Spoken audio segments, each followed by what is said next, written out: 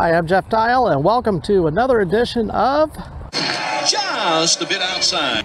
Today we're going to talk about a tragedy. Now, when I talk about this, I want you to understand that there's a lot more story to this than what you're probably thinking right now. So definitely you want to stay tuned through the story, because this story had some plots. I mean, it definitely had some winds and twists and things like that. And so I want this story to kind of take a life of its own, because that's kind of what happened to me. Now, I'm going to show you the video first. This is an area that I've heard referred to. It's actually right near this park here, probably about a mile from where I'm standing right now.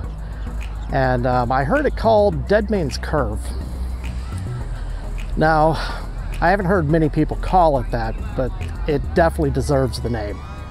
And when you see the footage, you can kind of get an idea why I say that. It's right under a big stack interchange, and so let's take a look at that first.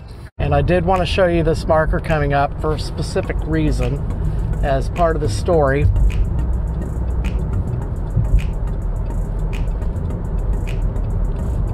Okay, the area we're coming up on is where this story took place. Over to the right, that road takes you to the airport. Speed limit's about 45 through here as you come under the underpass.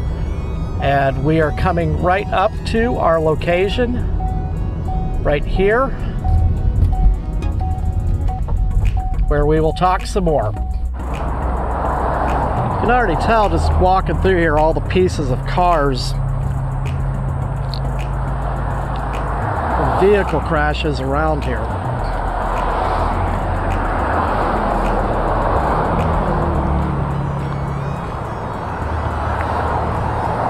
Okay, here's one of the memorials. You can see a pair of shoes down there at the bottom.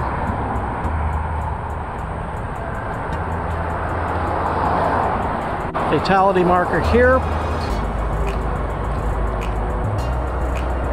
You can see skid marks on the road over here.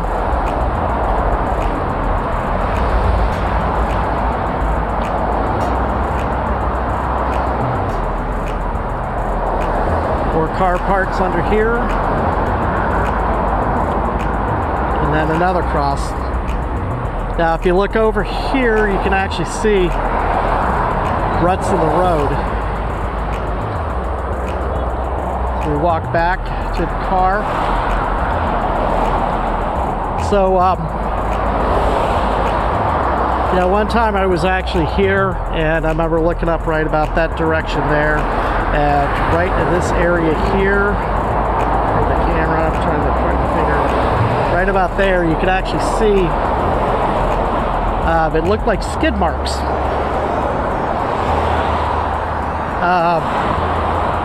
From maybe the rain or something. And you could tell that it came into the area, if you could just tell by the guardrail being dented here more than once. Why it's possible that the nickname I thought I had heard, Dead Man's Curve, would apply. First of all, I want to tell you that the story I'm about to tell you, I don't know any of these people. Not at all. Now, you saw the video that I shot, that I went through that area where this happened. This is where this person died that I'm about to talk about, excuse me. So when this happened, to understand, basically, you know, I deal with the airport a lot on my job. I deal with airport transportation, so I'm driving to and from through that area, but I don't take that curve to go, I take that curve to go home, but I don't, you know, going to the airport, you know, instead of going left, I go straight. So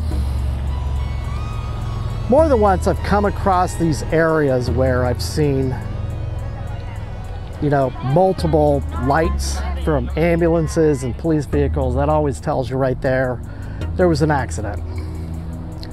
The problem though is that if you go through this area too quickly, you can lose control easily. And I've noticed even doing like 50 going through there, my wheels will definitely grip the road.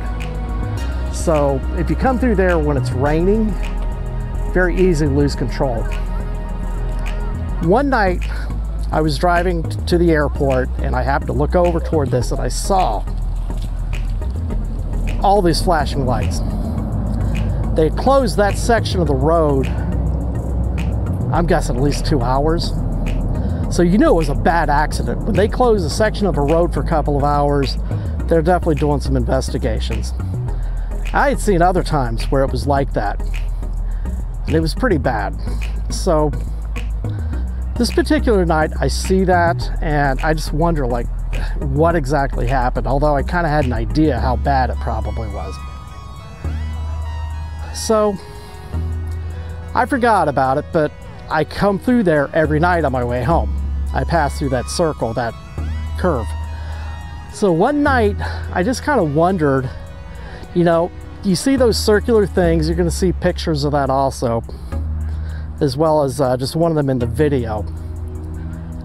I happened to notice that these things, I came to find out that now they're called memorial markers now. They used to be called fatality markers. Basically what it is these things are all over the state of Florida. When I worked in downtown Tampa, I used to pass 6 of them on my way to work.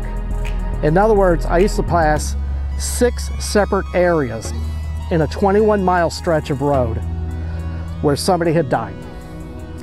6 individual wrecks of somebody had passed away, okay? So, you know, and they've had more than one fatality marker in that particular spot. It's just a bad area for people when they drive recklessly through there. And Tampa is notorious for reckless drivers.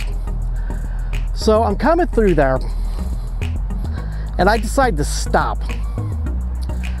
And I just wanted to see who was the person, what was the name of the person that had died in that particular spot. You know, because every person that this happens to, they have a story, they have a name. So I come through and I see this marker, and then I look at the date and I realize this was before the one that I was thinking of. Now that was probably 2018, 2019 I'd seen this. This fatality marker had a date on it, 2017 I believe it was. But on top of that, now when I showed it, I showed you like the 2 crosses, and then, but there was another marker there for this particular person next to the fatality marker. And there was a cross. I remember there was like some teddy bears that definitely worn out by all the elements from all the rainstorms we got here. So they had definitely been through some of the elements. So I'm looking at this, and there's a watch on one of them. I don't know, maybe it was set to the time that this guy had passed. Now, here's where I'm kind of getting to the story. So,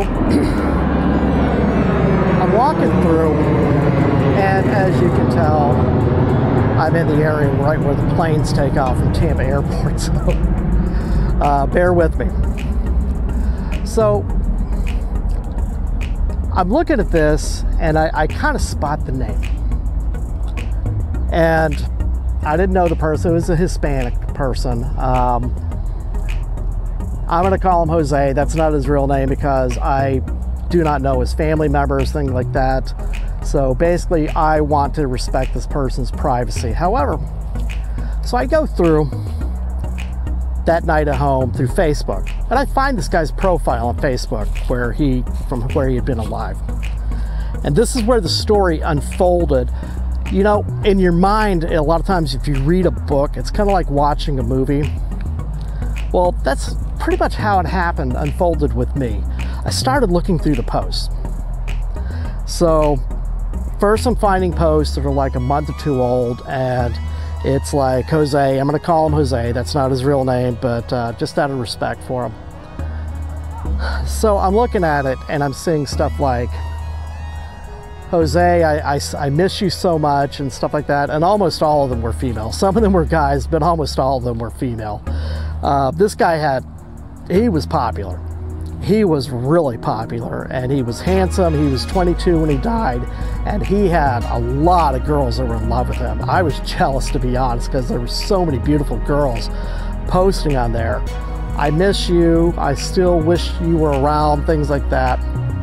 So I'm looking through, I keep scrolling, I'm going back further and further. Now what's happening is I'm wanting to go to a post he made while he was still alive.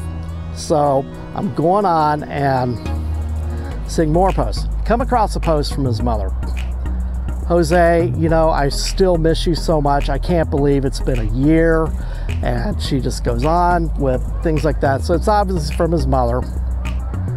More posts. Just go through. I miss you. Now it's like maybe 6 months. And oh my gosh, I can't believe it's been 6 months since you died. And just the disbelief has kind of gone away. It's a lot more of acceptance now.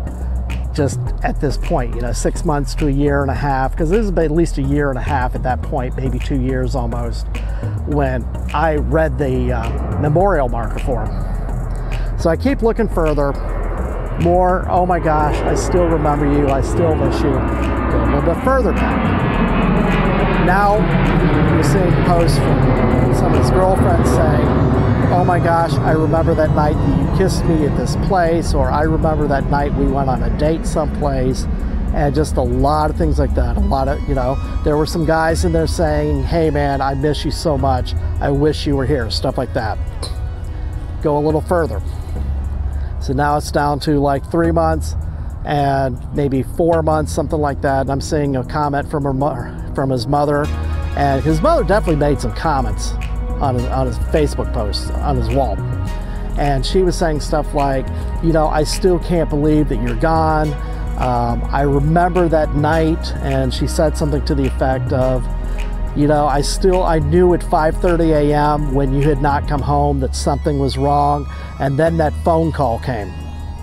So here it is, the story is just unfolding of all the things that had been going on in his life before the tragedy. So you go through it just a little bit further, and you know, you've seen the comments from his mother. Now you're getting a lot closer, and then you get closer and closer, and now you're seeing where he's buried. You know, it was over in Clearwater where this guy was buried, and they had a picture of his grave, and he's buried here, he's finally at rest, and things like that. And so, and it talked about where he was buried, and we miss you so much, and we're so sad that you're gone. So you keep going up a little bit further now, because this is basically like a shock wave.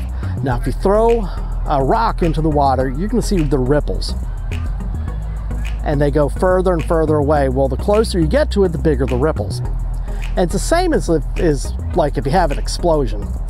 You have the area where the explosion is, but also what can really hit you when anything explodes like a bomb is it's called the shock wave, and it will knock you over, and it can really seriously injure you or kill you if you're too close to the shock wave. And that's kind of like what I felt like I was looking at, was the shock wave, because now I'm getting further and further in, closer to the date of the actual incident. So now I'm seeing it, and now I'm starting to see beyond that, like his funeral's on this date and things like that. And now I get to seeing comments like, oh my gosh, I can't believe you're gone. And just disbelief from numbers of people, just numbers and numbers of people, because now I'm getting really close to when the news first hit these people that, like, oh my gosh, we just lost our friend. So it's just total disbelief over and over, and somebody saying, I can't believe this happened to you. And even like, I think 6 months or 9 months later, something like that, I had seen one where, you know, one of the people had said, you know, I'm so sorry that you're gone. And then somebody commented like, oh my gosh, did you know that another time like this happened, somebody else had this happen to in the same spot? So that tells you right there the danger of being in that particular area of driving. So as I'm getting closer, now people are shocked. They're in total disbelief. And, you know, through some of these areas, they had posted things like where he was wearing some beads. I saw some live video of him that had been shot where he had gone to Gasparilla, and he's like doing this stuff like that and having a lot of fun. And so his friends are really having fun with him. This was while he was still alive, that they're posting this video of him, just kind of memorializing him. So Now as I get in closer and closer, I'm starting to see like the real effects of the shockwave. This is when people are all learning the news. And same thing from his mother, like, I can't believe this happened to you. Oh my gosh, you're my son. I can't believe I've lost you, and things like that. So this is like right close to the explosion. Now here's the part of the plot twist that really just kind of gripped me. I finally reached the point where he was still alive. And I think it was about 4 days before he passed. Somebody had written on his wall. Now this was where it really just kind of ripped my heart out and gripped me, because it was just like such a, it had to have been a shock for these people, because I got to 4 days before he passed away. And I personally believe that this was probably in Clearwater where this happened. It could have been here in Tampa, I don't know, but a person had posted on his wall, he said, "Hey, I saw you the other day, you were driving like a," and I won't repeat the word, but it obviously was a buddy of his, and he was like saying, "Look man, you were driving like crazy," and I believe it was a motorcycle. From everything I've discovered, this was a motorcycle accident, because it's easy to lose control in that area, and I believe it was a motorcycle that he was on at the time. No proof of that, but anyway, so here it is. His buddy tells him, "Hey, I saw you the other day, you were riding like a," and we won't say the word, and then I saw his response, and he goes, "Hey, I slowed down by the mall."